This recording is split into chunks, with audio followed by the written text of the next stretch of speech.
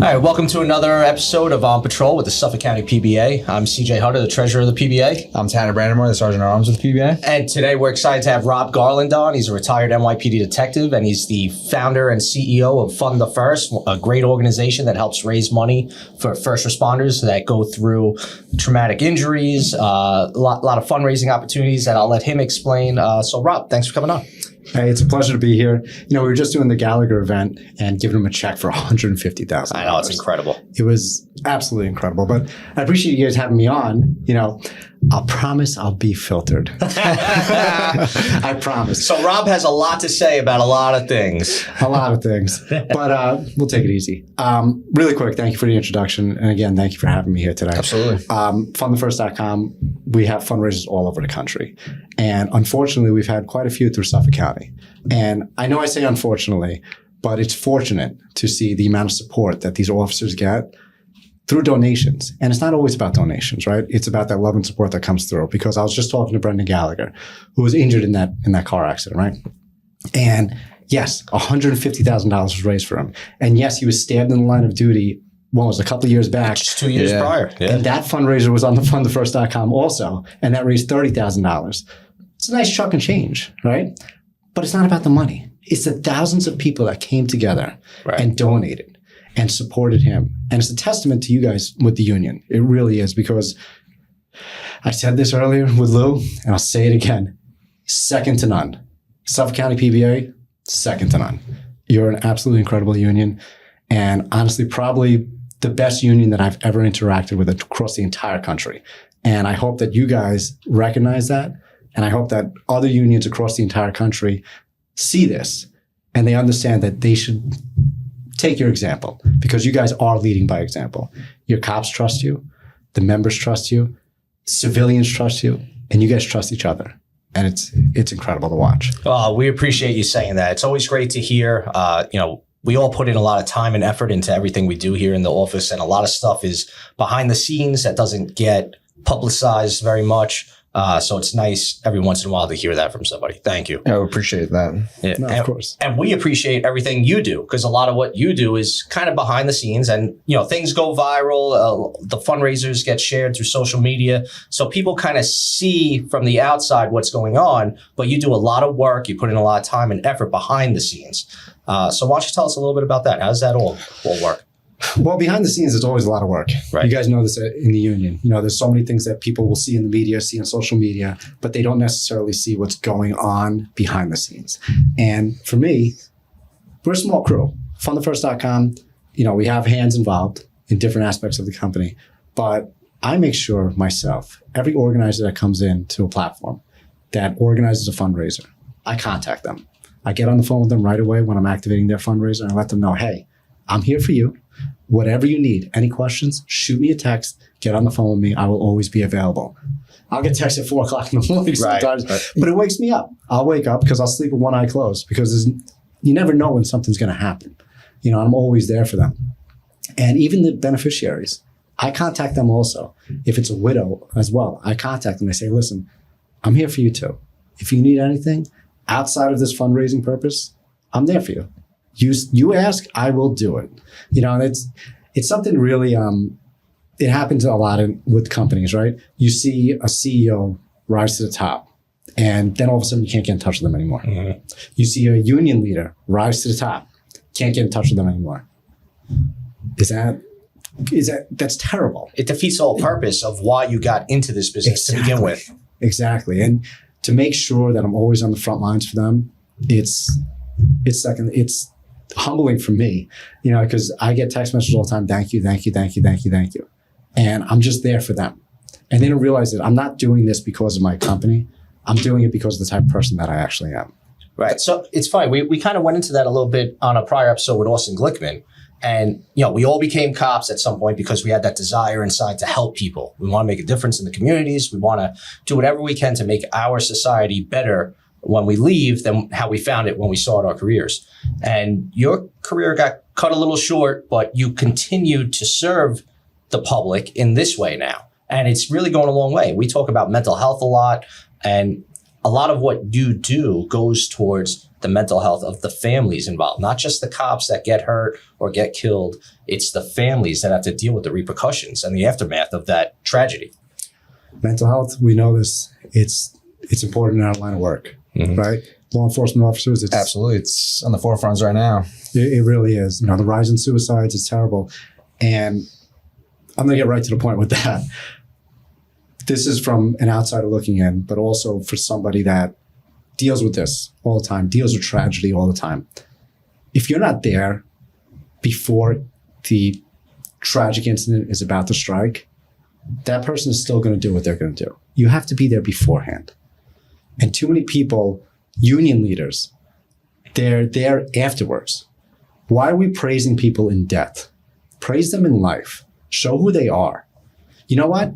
Have a celebration for them, a random celebration. Get a bunch of cops together. Hey, we're celebrating Johnny today. And he's going to be like, what the fuck is this? But you know what? We're making you smile. Because tomorrow may be your last day on the job. Right.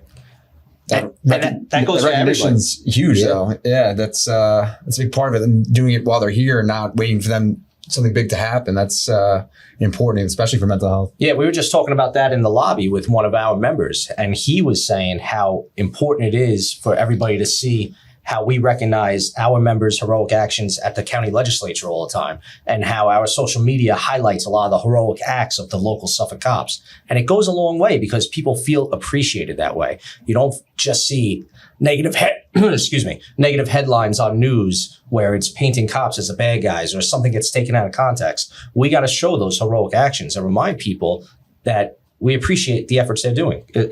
Especially, as a union rep, I'm also a Suffolk County resident. I love seeing the heroic actions that Suffolk cops are taking every day. Because you're human. Right.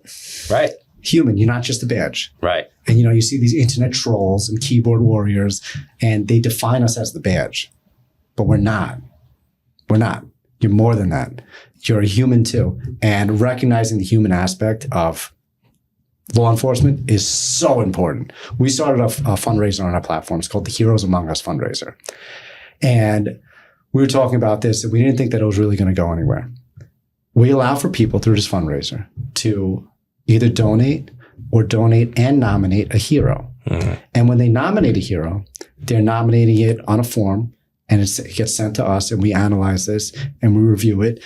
And we basically want to surprise these people when they're off duty, and surprise officers or first responders, military, whatever it may be, off duty when they're not at work, and give them a token of appreciation based on whatever the person that nominated them wanted to do. So I'll give a perfect example. And again, it's a testament to your union as well. A woman, Melissa, a couple of weeks ago, she nominated her husband, Chris. Chris is an active NYPD police officer. He's a firearms instructor. And she wanted to give him a proper send-off for his 19th year. He's about to retire. He's in his 19th year. So she goes, I saw this fundraiser with you guys. I want to do this. Can we just make a plaque for him? And I said, sure. So I'm getting chills right now. I don't know if you can see it. Because I get excited with this. It's so nice to see people smile. I said, sure. I said, I'll have the plaque made and let me know where he's going to be off duty. I'll go and surprise him. I'll walk up to him and go, hey, you Chris Wong? And he'll be like, yeah. I'll be like, listen, I'm Robert Garland, CEO of FundTheFirst.com. Your wife nominated you. I just want to give you a plaque. And we've done that before and people smile. But for this one, I said, you know what? Let me know where he's going to be. She told me that he's going to be doing a firearms instruction out in the Hamptons. So with two of his other NYPD partners. So they were doing this instruction. And I said, I'm going to do my best to take it a step further. I texted Lou with you guys. And I said, hey, Lou, who do you know with aviation? Lou reached out to aviation for me. Aviation happened to be right at that Southampton range. So aviation is right there. I then called Suffolk County Sheriffs. I said, hey, can you guys meet with me? We want to give this guy a surprise send-off. And they go, okay, no problem. Then I called Southampton PBA. Their union got involved too. And they said, we want to do the car stop. I said, fuck yeah. Let's do this, right? So we organized this whole event. And keep in mind, the news didn't even want to be there. And that pissed me off because I called the news and I said, listen, we're giving a human side of a badge right now and a send-off to an NYPD officer's excellent career. I'm not here to promote my brand.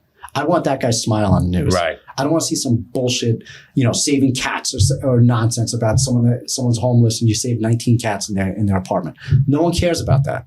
You know what's a touching story? Putting this in the news. So I'll cut to it. Chris was at the range with two of his partners. I was trying to get his partners to leave early because we had all these cops there. Suffolk County Sheriff's had 3 cars and their canine unit there. Southampton PBA president came down with one of their cars, and then Suffolk Aviation was floating in the air, and they kept texting me every 15 minutes, "When's this going down? We're running out of gas." So I'm like, "Oh shit, we got to figure this out." So I said, I'm texting Chris's partners, and I'm like, "You got to get him out of there. It's time." It was supposed to happen at 1. It didn't happen until 2:15, 3 o'clock almost, whatever it was.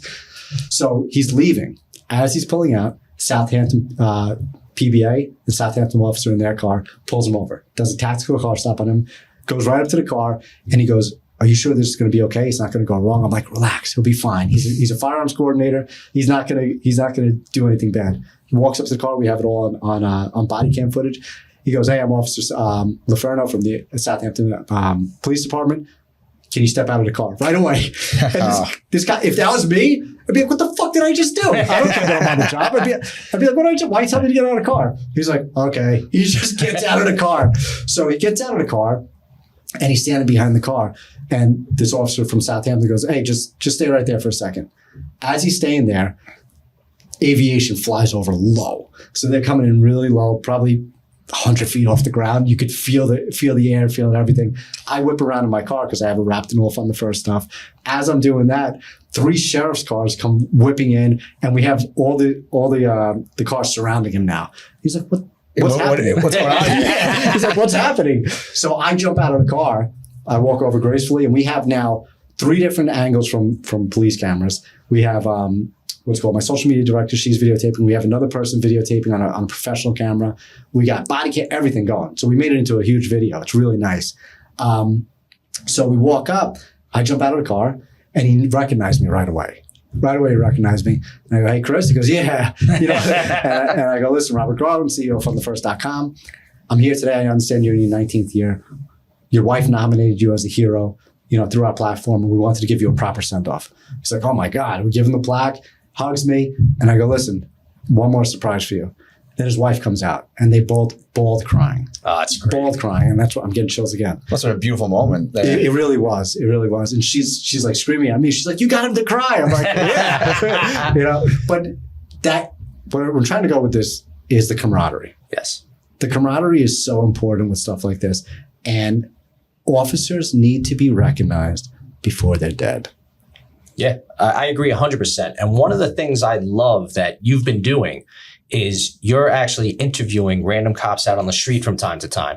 And you ask them about their proudest moment out on the street, right? Or something that really hits home to them that makes them proud to be a police officer. And I think that's one of the greatest things going on social media right now. And you've done that with New York City cops, with Suffolk County cops. So I've seen our own members on there, and it's great because a lot of them come back to us and say, "Oh, well, I was just interviewed by this guy, Rob. Is that okay?" And we're like, "Yes, that's awesome. This is great. He's a friend. He's somebody that's going to promote us positively, and it's something that's really good to be out there now on social media." No, thank you. I mean, I started that back when the Mets were in the playoffs. Okay. And I said to my team from the first, I said, "I'm going to try something different." And I had my mics on me because I was going to do some stuff with my kids at the stadium. I said, "Fuck it. Let me try this." I walk up to this one cop, and the first interview I ever did, I actually posted the other day. I forgot to post it. I just never posted it. That's funny. And it's funny because I posted one that was after him in the same place. So I'm in my Mets stuff. It was during the Mets in the playoffs, and I'm a huge Mets fan. So it was nice to do it then. I walk up to this officer. I go, "Hey, listen, I'm a retired detective from the NYPD. I said, can I just ask you your proudest moment on the job and get it on camera?" He was like, "All right." Like, he didn't know what to do. He's like, "Are you sure we could do this?" I'm like, "Yes, you're in a positive light. You're not talking about job policy at all. It's fine." So he goes, "All right." Did the interview. I did 6 that night. And then I posted one of them. I said, let's see how this goes. I posted on Instagram. It gets 14,000 views instantly. I'm like, holy shit. Yeah. This popped off. So then I put it on TikTok and I put it on YouTube. Now, since then, I've done over 200 interviews. And in only, 6 months, 7 months, over 200 interviews with NYPD, with Nassau, with Suffolk, with MTA. I want to travel. So if anyone's watching, you want me to travel to you, I'm coming to you. He'll come interview so, you. Yeah, I'll come. And you have no idea how many officers afterwards say, "Thank you, you made my day." Oh, it's a great experience. Anytime somebody gets to talk about some of the positive things we do, it's always a great experience. And it's great that you're giving guys the opportunity to do it. Yeah, and give them a public light to share it in, because a lot of people don't hear these stories. A lot of people that aren't cops don't understand it. So it's awesome that people get to see them in a human aspect and not a robotic one. Yeah. Right. And a lot of the stuff that they're proud of is it's life-saving actions, right? It's great stuff that the things you become a police officer to do, right? It's not just always about chasing bad guys or getting a gun off the street, which is a huge part of our job, but sometimes it's doing CPR on a child and bringing them back to life, right? Sometimes it's helping with a childbirth. We have one guy in our job who's helped give childbirth like 5 times. Yeah, I just interviewed him the baby before. whisperer. Yeah. He was outside, right? Oh, no, that was John Eric Negron. John Eric Negron. Yeah, Yes. Negron. Yeah, I had him too. I interviewed him. Yeah, he's a great guy. He's a sergeant now, but he was a PBA delegate when he was a cop. Okay. And he just fell into these situations where he's helped like 5 women deliver babies. He's delivered more babies than some doctors have. So. Yeah. It's incredible. It's crazy. He'll be on call soon. Yeah, right? No, but it's shit. I lost my train of thought. with these interviews, it's showing the human side, right? It's recognizing them before, like I said, before they're dead, you know. And I do so many. I do truth or dares. I do funny stuff. Like I keep it going. It's not just the boring. Like, Humanize people. Yes, humanizing, and it's very important. Like, you know, I'll do truth or dare. Like, bring up your Spotify, show me your last song, you know, like stuff like that. Yeah. Or show me the last picture you liked on Instagram, and I'm like, be careful. That can be very interesting. You can start getting a little view of what the algorithm points you towards. Yeah, but it's, you know, it's nice to see. But also there's some things where the keyboard warriors really come out. And I'm going to use one specific interview, 2 interviews actually, but I'll use one first. I interviewed an officer and I asked him his proudest moment on the job. And we've all been there. We've been at deaths, you know, and he explained how his proudest moment on the job was when he responded to a jumper. Response to a jumper, she died. But he gave it his all. Gave it his all. Right. He did everything he could to save her life because he was the first one on scene. And he's like, to me, I had to live with that. And that was my proudest moment on the job. This guy got fucking blasted. That video got over 700,000 views.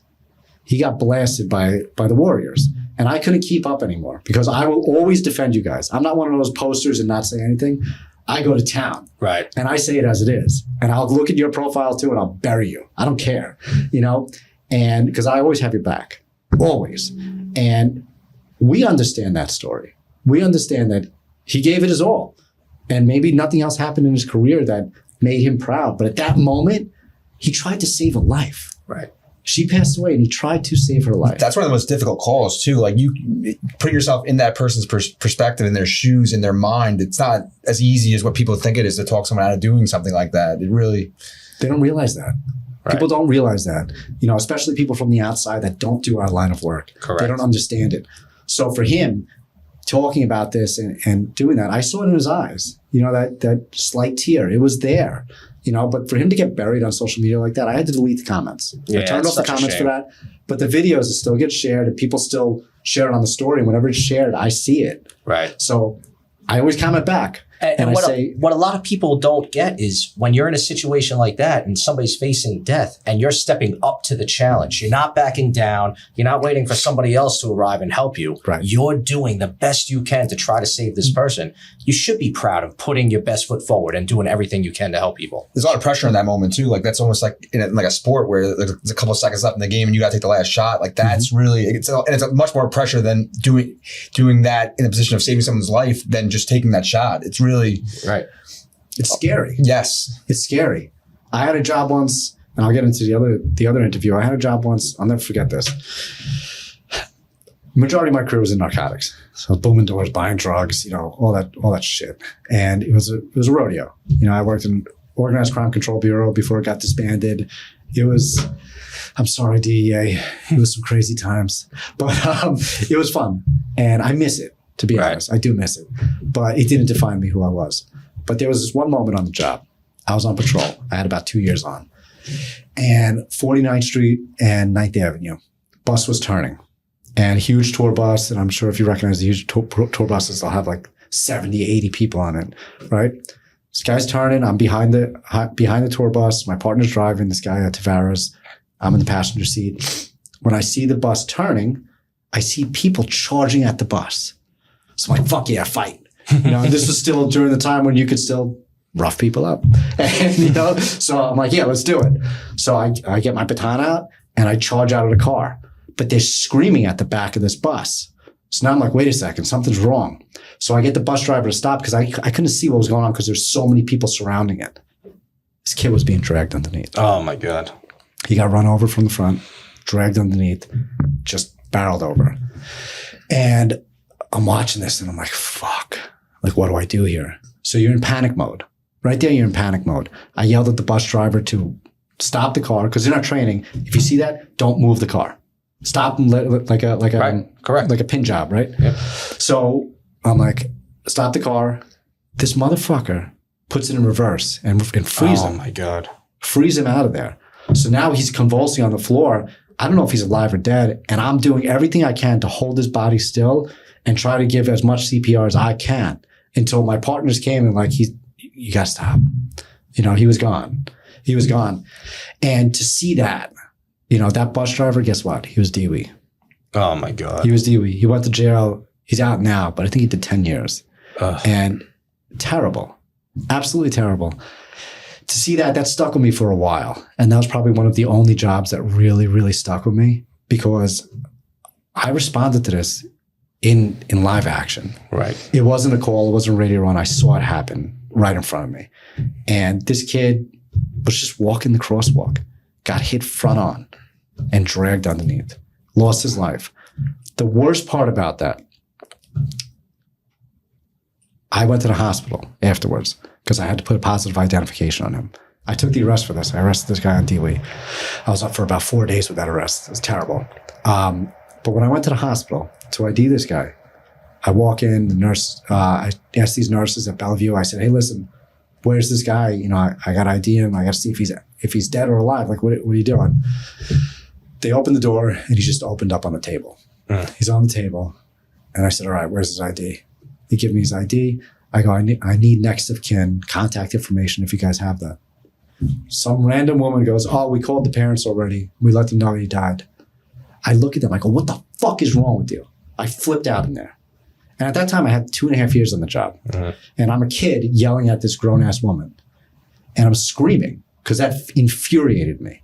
You don't call somebody to let them know that their child just passed away. You don't do that. You send officers to the house. Right. You show your support.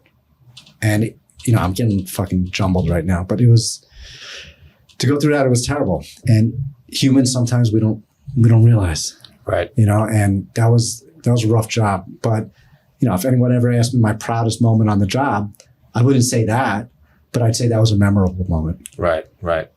And, that's another thing that, it humanizes you, right? So we're not just cops. We're not robots. We're people. We have families at home. We're residents of New York State, whether you live in Nassau County, Suffolk County, the city. And sometimes you run into situations that just hit home to you, right? Like, you're talking about this child who tragically lost his life. I know for me in particular, certain calls that have stuck with me and bothered me for months at a time.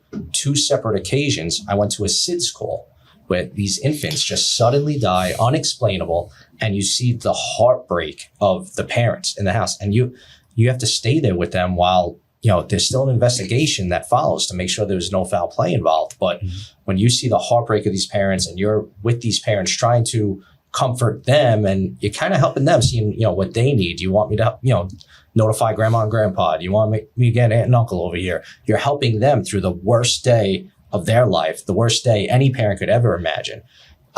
So the 2 SID calls that I've dealt with stuck with me for months, bothered me to no end. It's hard to see a child die. Yeah. That's rough. Yeah. It's definitely hard. Yes, no doubt. I don't even want to go there with some of the stuff that I saw, especially in narcotics. Yeah. We saw some stuff on Lawrence that it's not good for TV. But back to the human side of officers. Another interview I did, an officer responded to drag racing on the airport. He's been going through this for a long time, and he gets aggravated at these kids doing it. They're trespassing, they're violating laws, and he constantly just lets them go. This time he showed up, and he went ballistic. Rightfully so, because I would too. I'd curse them out and be like, get the fuck out of here. I'm done with your shit. Didn't give a summons, didn't give anything, just told him to leave. The woman on her dash cam that got stopped, she posted the video. It went viral, got like 1 million views, right? I didn't know about it because we're not on that side of the algorithm. Right. So we didn't see it. But when I actually met this officer and he told me about this, he goes, I want to do a public apology. I said, that's fucking awesome. What officer will you ever meet that wants to do a public apology? You're not going to find that. Right. You're not going to. So for him to actually go out there and do this was incredible. So I did an interview with him. He apologized about it. What were the comments? That apology wasn't good enough. Oh, He's not sincere. He faked it. This was a setup. You're a fraud for allowing this. It's like, those are the keyboard warriors just jumping in because nothing's ever good enough for them. They'll never say it to your face either, or say it to his face. Oh, no. And you know what's sad about that too is like you said, this cop has seen these kids do this time and time again. And finally one day he just snapped. And maybe that day he snapped, he just finished dealing with some other call that was very traumatic or very stressful. Maybe he just finished dealing with something that just had him on edge. And this was the day he kind of took action and snapped. People don't see what we're doing when we're not on camera all the time. Because we're not robots. Right. They think we're RoboCop. And we're only laser focused on our shield and our job. But guess what? We all have wives, girlfriends, boyfriends, whatever it is. I'll refrain from saying things.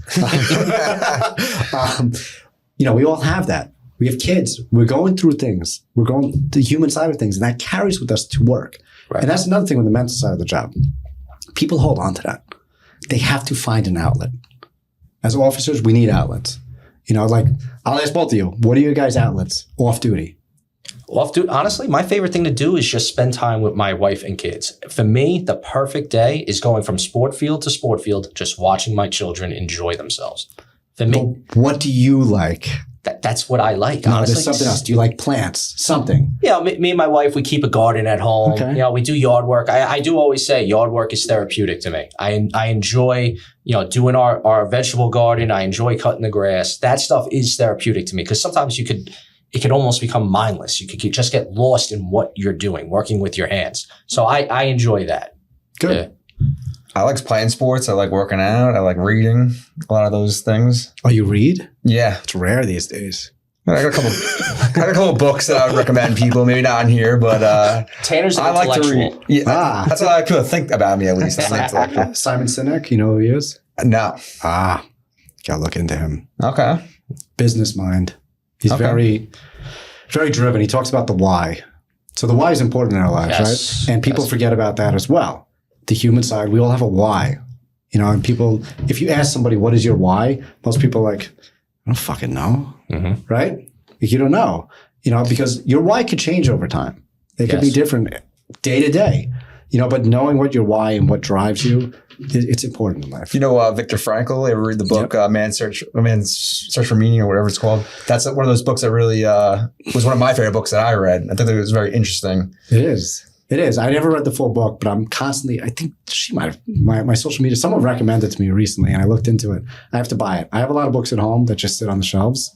That happens sometimes. It's hard to get to everything. I can't sit and read. If I'm going to read, I need to be doing it with my Oculus on and walking around. It's funny. Like we talked about how busy we always are. We're always on the go, doing stuff behind the scenes. I very rarely have time to sit down and read a book anymore. So I started listening to books on tape. So going to and from the office, I'm either catching up on phone calls, listening to a podcast, or listening to a book on tape a lot of times. So I just listened to Hillbilly Elegy recently after Trump's win. And that was an interesting book too. You hear the background of J.D. Vance and how he overcame so much to get to where he is in life. So you could learn a lot from a lot of these books and authors. And it really can help build you up as a person. I can see how that you learn a lot. Yeah, I can see how that could be therapeutic for you. It doesn't just end with school. I think you do a lot more learning when you get past school and you really start reading things and learning people's perspectives on different things. 100%. Well, we can't let the job define us. That's the biggest thing. You can't let the job define you. It's your career in this moment. That's it. And too many people, when they retire, they're defined by the job so much that what do they do as an outside career afterwards?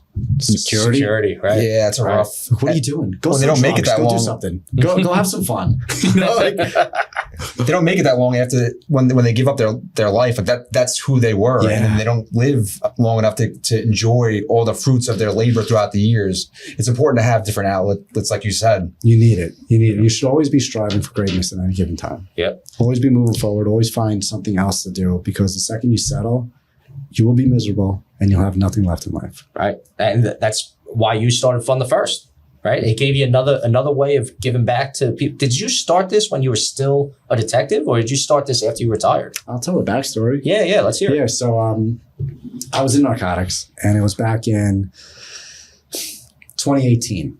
My middle daughter, well, I have only one daughter, so not my middle daughter, but my middle child, who's my daughter.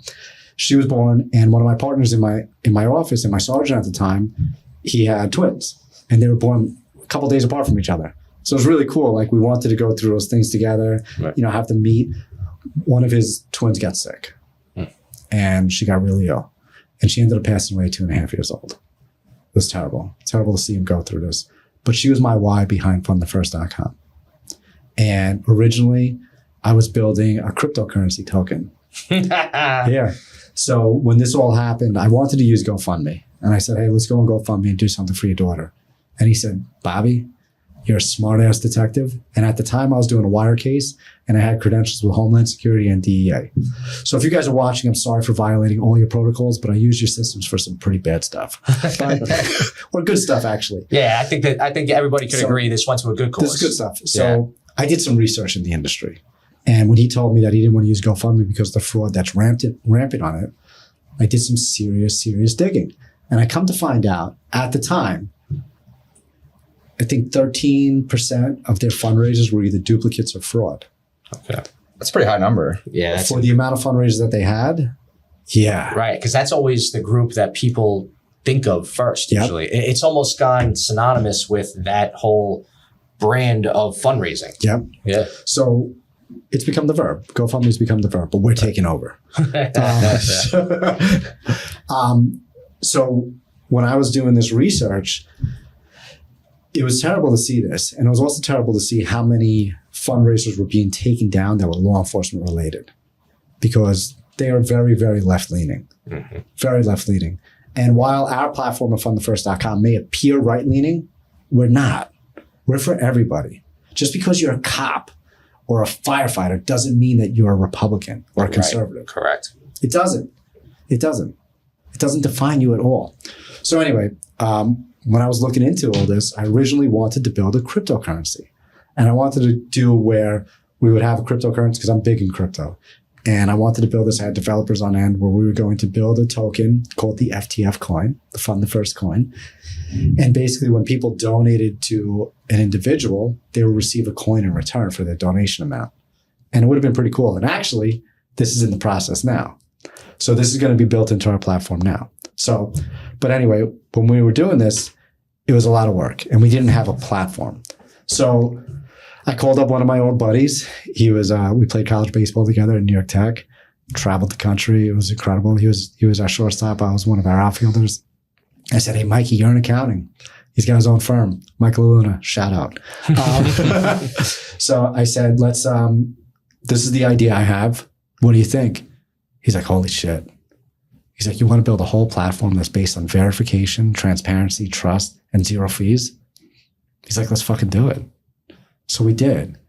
And we built the nation's only, still to this day, totally free and fully verified fundraising platform for those who serve their families and their friends. Anybody could use us. To date, in 5 years, July 4th. Oh, July 4th. Yeah, that's when we launched. Oh, wow. That's incredible. Yeah, July 4th of 2020 was our launch. So this July will be 5 years. We've had thousands of fundraisers all over the country, millions and millions of dollars raised. I never thought it was going to grow to where it is today. Never did, because I was doing this for my partner's daughter. I wanted to build one thing, a company for him. So, and I'm getting chills again. I might get choked up. I wanted to build a company for him so that his daughter's name lived on forever. Because we die twice, right? Mm-hmm. We die the first time in death, and the second time when people stop mentioning your name. Right. Her name will always be remembered because of fundthefirst.com. And so many people like her that have used that platform that have tragically passed away, they'll always be remembered because of fundthefirst.com. That's my why behind the platform. That's beautiful. And like I was saying earlier, the things that have choked me up in the past was seeing, a dead children because it hits home to you. It's interesting to hear that was your motivation behind starting Fund the First. And it's done so much good for so many people across the country. It was sad. She was the first fundraiser on our platform. Mm-hmm. It raised $14,000. And to me, I was like, this is a major success. Right. Major success. It's not a lot of money, but all the people that worked together for him, no one knew what our platform was. So people may not donate. 14 grand. But it's not, like I said before, it's not about the money, the dollar sign. It's the support and love that comes in with that. Right. The community, you talked about that before, bringing everybody together to support a certain cause, no matter what the amount of money is that you raise, it's still a success because people donated to it and they remember that person. Mm-hmm. It lives on. But we always have to remember in life, and it's so important for mental health and for cops that are thinking about maybe killing themselves, right? Mm-hmm. We've all been there. I've gone through terrible mental crises. Terrible. And I'm the most open and transparent person there is. I will say nothing that, hold on. I will say anything. I will say anything. Yeah, we were joking earlier about this was going to be an unfiltered episode. Literally, I mean, we've been pretty good so far. I think we've been pretty good. We could take a different spin if you want. We could go differently. But I'm trying my best to stay on par with topics. But no, I went through mental crisis. I went through one instance, and I don't even care. I'll talk about it. I think I posted about it once. I was going through a divorce. I'm not going to talk about the surroundings behind the why of my divorce. We go through divorces. I had 3 kids. I got hurt at work. I wasn't sure if I was going to retire. I wasn't making any overtime at the time because when you get injured with the NYPD, for some reason they stopped giving me overtime. So I was only making minimum amount of money. My ex-wife and I were battling this divorce. It took 3 years. And I was going through a really stressful time at work. Really stressful because I'm hurt. I'm working at 4 o'clock in the morning. I'm going home, not happy, back and forth. So one day at work, I'm standing outside and I get massive chest pains. Massive. And I'm like, what the fuck is going on? I thought I was having a heart attack. Here I am. I'm an in-shape guy. At the time, I was a little bit more out of shape because I just got hurt. I couldn't really do much. And here I am concerned about my health. So I called one of the guys in the office. I said, hey, Danny, come outside really quick. Just check on me. Comes outside. He's like, dude. He's like, you all right? I'm pacing. I couldn't catch my breath. My heart's going through the roof. He's like, you're flushed. He's like, let's get you to the hospital. Like, all right, no problem. Let's fucking go. He goes, all right, let me just call the lieutenant. Calls the lieutenant. Lieutenant goes, sure, take him. We shoot over to the hospital. We get there. They lay me down on a table. They draw blood. They do everything. They're like, oh, listen, you got high blood pressure. You're going through something right now, but blood looks normal. Everything looks good. You're not having a heart attack. They did an EKG with me. They're like, listen, just relax for a couple of days. Take a couple of days off from work. Just relax. They didn't write anything down on paperwork anywhere that said that I had an anxiety attack or anything. Fine, right? I leave. Second I get back to my office. Detective Garland, report to the CO's office. That's what you really want to hear when you just get back from something like that. Yeah. Just get back. No problem. I walk in, a little bit calmer now, because I know that it was nothing. Firearms, please. I go, what? He goes, firearms. And here's my union delegate standing next to me too. And he's like, what the fuck's going on? Why are you taking his guns? He goes, firearms, you have to go to left rack right now. Left rack is our medical division. He goes, you have to report in and you have to do a mental checkup. I go, all right. I go, not a problem. So I'll get my guns back today. And he goes, probably not. Shows me a report. Deputy inspector writes a report. Same day. This is all happening in real time. I interviewed Detective Garland Detective Garland reports that he had a massive anxiety attack. Meanwhile, that wasn't written anywhere on the paperwork. Nowhere. Yeah. This fucking inspector never even came down there. Never interviewed me, but puts this on paper. Now my guns are taken away. Now how do you think I'm feeling? Now I'm feeling even more stressed. Yeah, it more compounds anxiety. everything. Yeah. Everything's going through my fucking head. Yeah. Now. I go to left rack. You have to report to left rack for the next, what did they say, 6 months. It was every 2 weeks to talk to the fucking person about your mental health. I said, what the fuck happened? I said, I went to the hospital and said I couldn't breathe. And now you forged a document. This is the one time I never did anything. This is the one time I ever did this, and I had to at this point. I had to make a report for a falsified document. And I had internal affairs look into this. Guess what? That inspector was forced to retire. Wow. Fuck her. Wow. Good for you for going through Yeah. that. I would never, ever, I don't care if a cop was ever in the wrong. Remember, I worked in narcotics. I saw a lot of shit. I would never put another cop on blast, but this is for mental health. Right.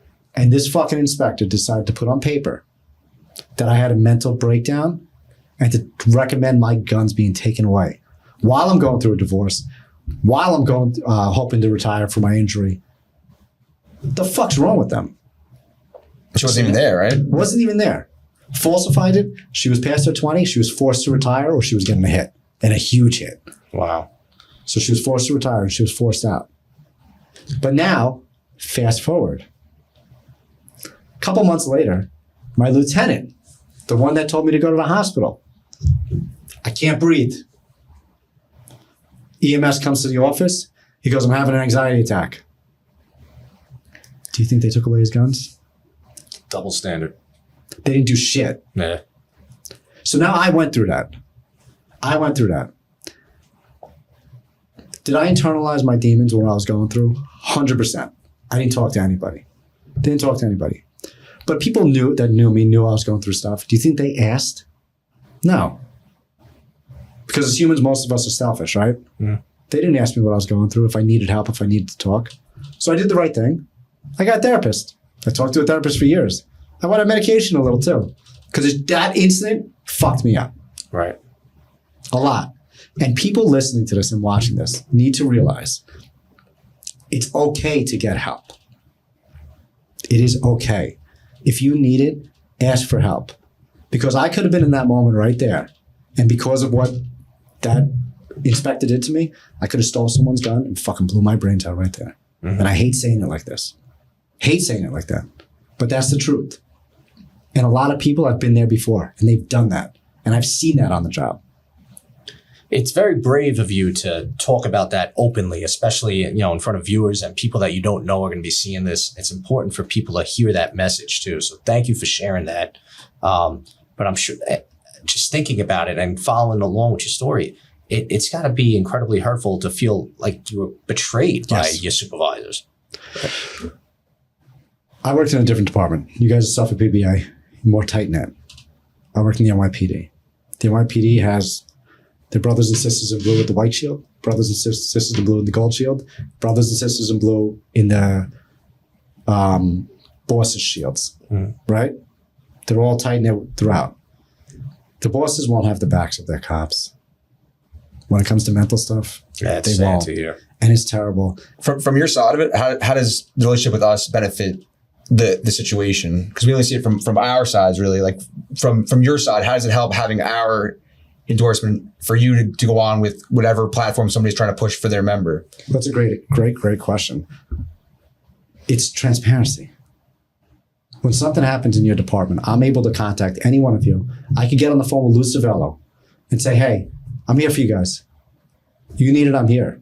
You guys already know. And you guys are already going to move forward with using our platform. Yeah. That's a guarantee.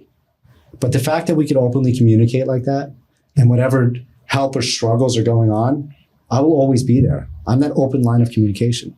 And all these unions across the country, they should know that. And the ones that have utilized us for so much success, they do know that. And I just wish the DEA, the SBA, NYPD, they've been incredible at this. They always share the fundraisers. PBA won't in the city. They won't. I don't know why. But you know what I do see them sharing? You know what really ticks me off? When they share GoFundMes. When they share GoFundMes, and then I write them an email and I say, hey, you shared that GoFundMe for the officer so-and-so that had a house fire. But did you also know that there were 6 other GoFundMes for that same officer? And the one that you're sharing is not the one that you should have shared? On FundTheFirst.com, that doesn't happen. Yeah, it doesn't. And one of the big things that we always do, and you're always one of the first calls whenever one of our guys gets hurt. You see it in the news and you're proactive about reaching out to us, and we always respond to you. And one of the big things that we always coordinate is making sure in the message, in the narrative of the fundraiser, that this is the one and only fundraiser that is endorsed and supported by the PBA. That way there's no confusion if there did end up being some other fake GoFundMe out there. It's terrible. The participants don't want to see their money go to waste. And I think that they wouldn't want their money going to some other organization or something else that doesn't benefit the actual cause that they're trying to donate to. Right. I think that you do a great job on your website as well. I think the customer service that you have on your platform is tremendous. Thank you. I also see on your page, you give instructions, you give advice to people that are using your platform. I really think that goes a long way in having people set up their own personal, whatever the platform for what they're trying to raise money for. I think it's great that you do that on there. Thank you. Yeah, there's trust in the product that your money is going to go to where you intend it to go to. It's a verification purposes. Yeah. Verification is so important in the industry. And I find it interesting that you came up with this whole idea when you were trying to develop a cryptocurrency. Because we actually, we're starting to get into this idea of the cryptocurrencies here in the office. We talk about it a lot, the whole blockchain technology. Well, that's what it is. Yeah, it's Blockchain very is interesting. Safe and trusted. Yeah. Blockchain is safe. There's a digital footprint on the blockchain. Do you really have a digital footprint when you send money? No. It's You just don't. completely, it's going to be the new wave of the future. I agree. Yeah, you don't. So I'm heavily into Bitcoin. I do crypto mining, which is great. I'm going to shout out my brother right now. He runs a company, simplemining.com. So if you guys want to mine and really get behind that, go there. But the cryptocurrency industry, it's big. And I was developing that. Here's the crazy part. I was starting FundTheFirst.com, running a giant wire case. So I ran a wire case called Operation Brick and Mortar. And I'll get into that for a second if you want. Yeah, sure. It was really cool. So not many people realize narcotics, when they hear someone working in narcotics, oh, you're a plainclothes cop. No. No. Narcotics in the city is very different. And I love doing what I did. My partner and I one day, we're out on Delancey and Essex, which is downtown Manhattan, 7th Precinct, Manhattan. So we're in that area, grabbing a bite to eat. And my partner would always get mad at me and be like, yo, we're not with our team right now. We shouldn't be doing anything. Don't be fucking an idiot right now. But I was always an idiot. So I'd always look. I'd always see hand-to-hands. So hand-to-hand right in front of me, right? Right in front of me, hand-to-hand happens. I'm like, yo, Rob. His name was Rob too. I go, let's jump out. Let's fucking grab them. And he goes, we can't collar right now. Fredera's going to fucking kill us. Right? That was my boss. And I'm like, we won't collar. I'm like, let's just get some information, right? So grab them both. And I go, who sold the drugs? And he goes, I did. We know who it was, but we want them to say it. And I go, all right, you bought? Give it here. Run away. We let him go. The guy that sold, it was a bag of weed. Whatever. At the time, you're still allowed to arrest for weed. I go, listen, we're not going to bring you in and give you a DAT, a desk appearance ticket. I said, instead, you're going to give us some information. Let us know where we can get some coke. And he goes, really? I go, yeah, but we got to do it the right way, through proper channels. We bring him in. We sign up this kid as a confidential informant. And he gives us information on this guy that's selling cocaine. Perfect. I hand the number over to one of my undercovers. I go, hey, undercover 307. I go, do me a favor. Try to buy coke from this guy. Call up, ask for an 8-ball. All right. Meets us on the corner of 6th Avenue and 10th Street and 6th Avenue and sells an 8-ball of coke. Perfect. Leaves. We do another buy. This time when we do the second buy, he's coming out of this private home on the avenue, which was right there where we did the first one. So I'm like, oh shit, we got a door now. We got a door. And my boss is like, all right, let's go to the corner. Let's draw up a search warrant. Let's do this. And I'm like, no. I'm like, we're going to wait this out. So I asked the undercover, I go, try to buy a kilo. And my boss is like, are you fucking crazy? Now we got to do all the paperwork for all this money to take out. I'm like, just do it. I just have a feeling. All right, let's try to get a big fish. Let's do it. Orders the kilo. Another guy shows up with the kilo out of that same building. So now we're like, all right, we got something going on here. That turned into 72 subjects across 3 states. Wow. I shut down a huge gambling ring that was being operated out of that house on 6th Avenue. And that gambling ring, they had people in Massachusetts running the money, people in D.C. running the drugs from Florida up to D.C., and then these guys from New York would come down and pick it up. Best part about the story, my buddy at the time who started fundthefirst.com with me, he's an active cop down in Florida. I go, yo, how far are you away from this address? And he goes, that's my jurisdiction. I go, shut the fuck up. I go, sit on that house. I need pictures of who's coming in and out. He goes, I'll do one better. I'll get the garbage. I go, all right. Pulls all the garbage bags, vouchers the garbage, sends it up to me. We get their names, addresses, everything. This guy that's coming in and out of there, he's the one that's, bringing the drugs to DC. And then that's where the hub was. And they're coming here. So my buddy actually did the warrant down there. Oh, that's great. So the night of the warrant, I had 300 detectives. I was in charge. I gave the call sign. Let's fucking go. I boomed the main house, which was the house that had the gambling spot. Okay. We got the main subject out of there. And then we had a couple of different locations we hit, Yonkers, a bunch all over Manhattan, Massachusetts. So I had Homeland Security, I had DEA, I had NYPD. We were all over the place. It was fucking sick. That night, that adrenaline rush, that was my proudest moment on the job. To take down a 72 subject case, which actually was about 135 subjects, but we narrowed it down. My DA was like, you gotta fucking relax. We're not processing all these people.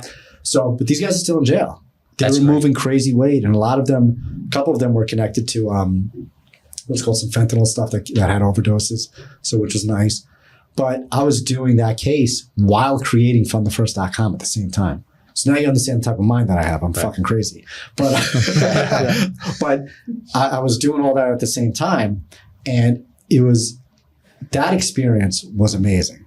To have all these cops together to take down this giant warrant. One guy got away. This guy, John Morant.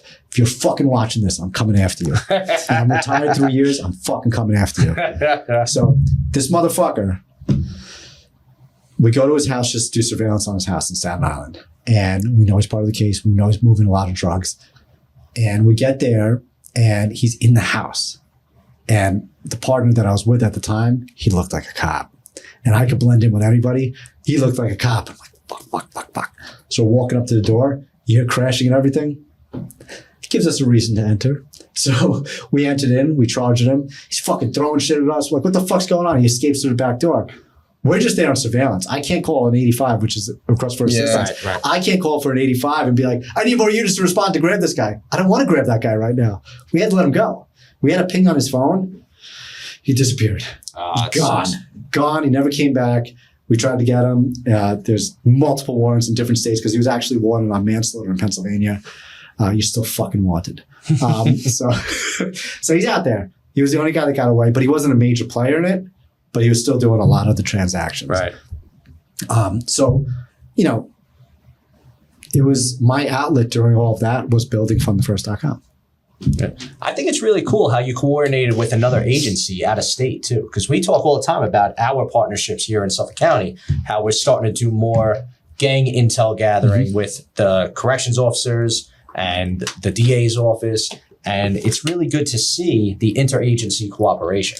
And we've been talking a lot about Cash Patel and the FBI. We've recently started building a relationship with Cash Patel. Really? And we actually put out an official endorsement for him. Lou did a whole teleconference with him to talk about federal partnerships and how it could help local policing going forward into the future. So it's really exciting to hear about how you cracked this huge case with that sort of interagency cooperation. And your buddy worked in that department too. That's it was funny. awesome. Yeah, that's awesome. really cool. But we also had cops in Massachusetts. Oh, I forgot. We had Georgia also involved.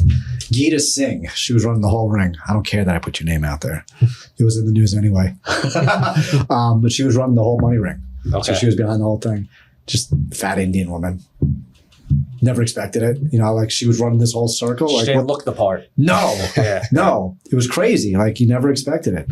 But yeah, working with multiple departments, it was pulling strings. It was tugging at them, especially Homeland and DEA.